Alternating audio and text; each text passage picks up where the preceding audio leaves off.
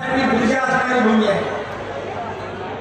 बांधवांनो आणि भगिनींनो, वेळ खूप मला कमी दिलेला आहे. 2 मिनिटांमध्ये तुमच्याशी सुसंवाद साधायचा आहे.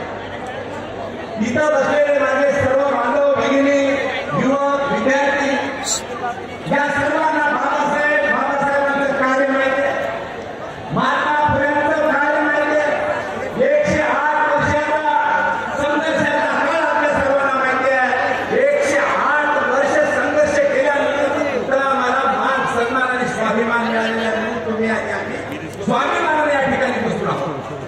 हजारो वर्षापासून आमच्यावर आणले त्याच्या होत आलेल्या ते आपल्या सर्वांना जर तुम्हाला आता या स्टेजवर जर इथं बसलेल्या कुणाला बरोबर महात्मा फुले उर्मिला मिळाला तर एक घंटा बोलण्याची आपल्यामध्ये सर्वांमध्ये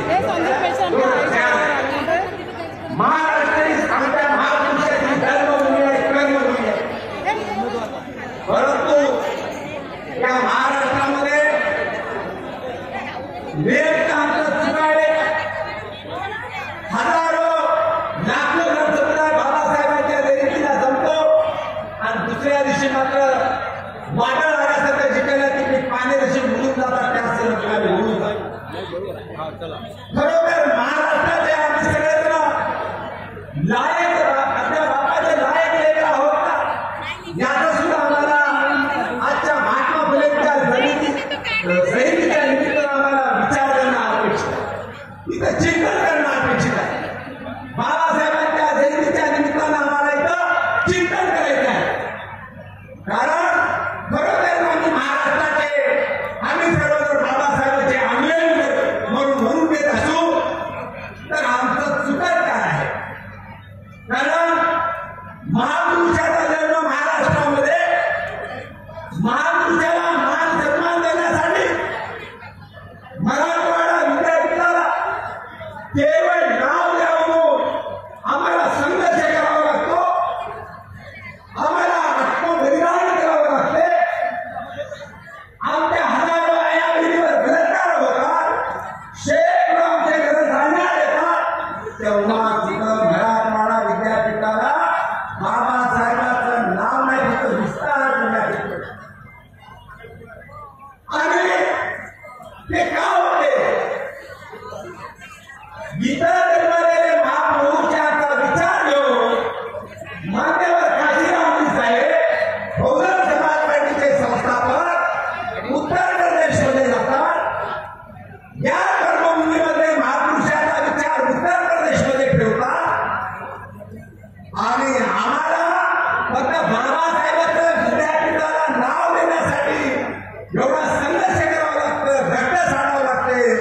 उत्तर प्रदेशमध्ये रक्ताचा एक थेंब न सांडता आणि विद्यापीठाला नाव काय ह्या जिल्ह्याला नाव शाहू महाराजांच्या नावाने जिल्हा, तथागताच्या नावाने जिल्हा, माता रमाईच्या नावाने उद्यान जिल्हा काय घ्यायचं ते का होऊ शकते.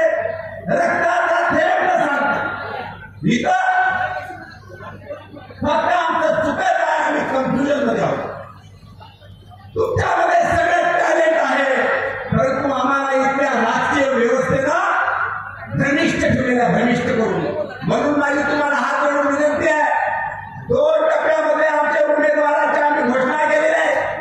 मान्यवर काशीराम साहेबांनी आम्हाला सांगितलेलं आहे राजनीतिक सत्ता ऐसी गुरुती है कि वो सब समस्या का ताला खोल सकते हैं, ताला खोल सकते.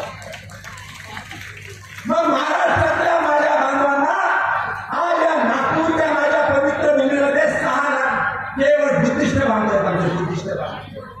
या देशामध्ये 15% आणि 85%चा फॉर्म्युला मान्यवर काशीरामजीने दिलेला आहे. इथला एससी, इथला एसटी, आदिवासी, इथला ओबीसी हजारो वर्षापासून वंचित आहे, पीडित आहे. म्हणून मान्यवर काशीरामजीने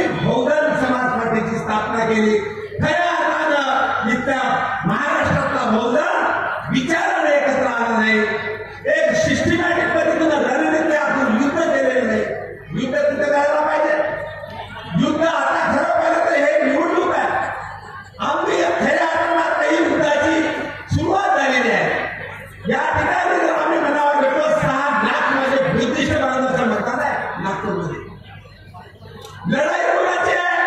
15% वर्सेस 85% ची लढाई. आणि राजे कोण लढाई लोक आहेत.